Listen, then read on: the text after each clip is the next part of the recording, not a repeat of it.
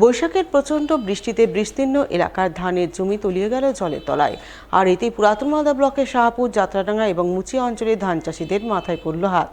প্রচুর আর্থিক ক্ষতির মুখে পড়লেন তারা। জানা গেছে, পুরাতন মালদা ব্লকের শাহপুর, যাত্রাডাঙ্গা এবং মুচিয়া অঞ্চলের মাঝামাঝি এলাকায় রয়েছে হাজার হাজার বিঘা চাষের জমি। সেই জমিতেই বছর বোরো ধান চাষ করেছিলেন বহু চাষি। তাদের মধ্যে কেউ ধার দেনা করে, কেউ ঋণ মহাজন করে জমিতে ধান লাগিয়েছিলেন। আশায় ছিলেন ধান তুলে বাজারে বিক্রি করে ধার দেনা পরিশোধ দিয়ে লাভের মুখ দেখবেন, কিন্তু চাষিদের সেই আশার গুড়ে বালি।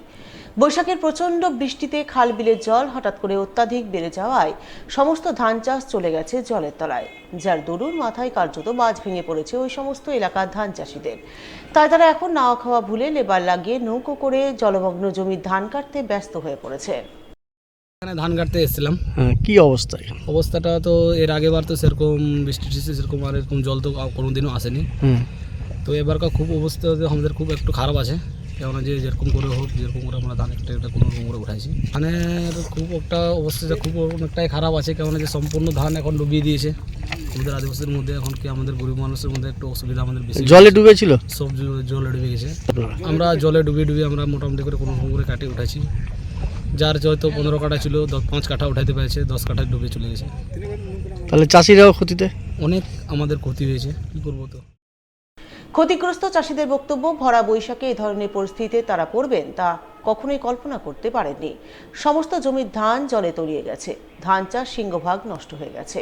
বাকি জমির ধান তারা কেটে নিয়ে ঘরে তুলেছেন, কিন্তু জল থেকে তুলে আনা ধানের রং নষ্ট হয়ে গেছে, সঠিক দাম মিলছে না। বর্তমান বাজার দরের চেয়ে অর্ধেক কম দামে বিক্রি করতে বাধ্য হচ্ছে। এই পরিস্থিতিতে তারা প্রচুর আর্থিক ক্ষতির মুখে পড়েছেন।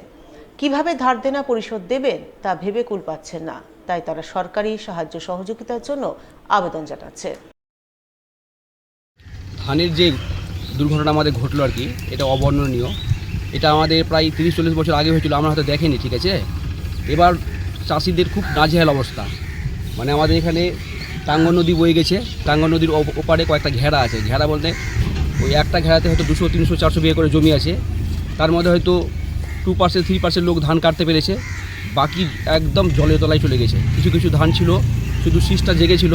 কোনো রকমে চাষিরা নৌকা নিয়ে গিয়ে লেবার করে হাফ ধান দিয়ে আর কি, অর্ধেক ধান লেবারকে দিয়ে কোনো রকমে কাটিয়েছে। সেটা প্রায় 24% চাষির ক্ষেত্রে, বাকিটা সব ডুবে গেছে আর কি। মানে পরিস্থিতি খুব নাজেহাল, অবর্ণনীয়। চাষিদের মাথায় হাত, কার 10 বিঘা, কার 6 বিঘা, কার 5 বিঘা, কার 4 বিঘা, কার 15 বিঘা। কার যে প্রান্তিক চাষি যারা ছিল, আধি করেছিল, তাদের প্রায় 3 বিঘা, 4 বিঘা, 5 বিঘা করে সম্পূর্ণ ফসল মাটির নিচে। এই অবস্থায় মানুষ কান্না ছাড়া কিছু করতে পারছে না। এমনকি বাইরেও বেরোতে পারে না। তারা ঋণ নিয়ে ধান করেছে, তারা ঋণটা শোধ করবে কী হবে সেটাও ভেবে কুল পায় না আর কি। ভেজা ধানের কালার নষ্ট হয়ে গেছে। দাম যেখানে ছিল কুইন্টাল পিছু 2500 টাকা, 2200 টাকা, সেই ধানগুলো 1400, 1500, 1600 টাকা করে পাইকাররা বলছে। পাইকারের এই ধানের কালারটা ডিসকালার হয়ে গেছে আর কি। আমাদের দাবি, প্রশাসন এখানে আসুক, তারা তদন্ত করুক, ক্ষতিগ্রস্ত কৃষকদের তারা যেন ন্যায্য যে খরচ এবং তাদের যে উদ্বৃত্ত লাভ হতো সেটা পূর্ণ করে আর কি। সমাজসেবামূলক কাজে ব্রতী হলেন মালদার মানিকচকের ভূতনি থানার ওসি। সমাজসেবার অঙ্গ হিসাবে রবিবার ছুটির দিনে সাফাই অভিযান চালালেন ভূতনি ব্রিজে। উল্লেখ্য, পরিষ্কার পরিচ্ছন্নতার অভাবে প্রায় 2 কিলোমিটার দীর্ঘ ভূতনি ব্রিজের রাস্তার দুধারে দীর্ঘদিন ধরে নোংরা আবর্জনা ভরে গিয়েছিল।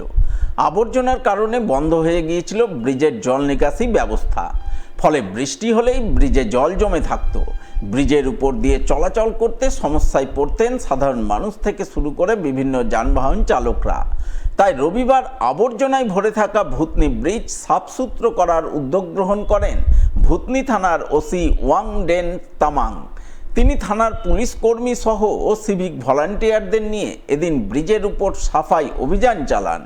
নিজে হাতে কোদাল তুলে নিয়ে ব্রিজের রাস্তার দুধারে জমে থাকা কাদামাটি, নোংরা আবর্জনা তুলে ফেলেন। ব্রিজের জল নিকাশি ব্যবস্থা পুনরায় সচল করেন, যা দেখে পুলিশের কাজের প্রশংসায় পঞ্চমুখ হন এলাকার সাধারণ মানুষ। অনেক নোংরা পড়েছিল, আমাদের ভূতনি বড়বাবু অনেকটা সিভিককে লাগিয়ে অনেক ভালো কাজ করছে। মানে এতটা ভালো কাজ মানে এর আগে জীবনে হতো না। কাদা টাদা অনেক হতো, গাড়ি টাড়িতে মাটি টাটি নিয়ে এনে অনেক প্রচুর নোংরা হয়ে থাকতো। এখন খুব ভালো লাগছে। বর্ষার সময় কি জল জমে থাকে? সব সময় জল জমে থাকতো, পুরো নালীগুলো বন্ধ ছিল, এখন খুব ভালো আছে। আমাদের ভূতনি থানার বড়বাবুকে ধন্যবাদ দেওয়া যাক এই কাজের জন্য।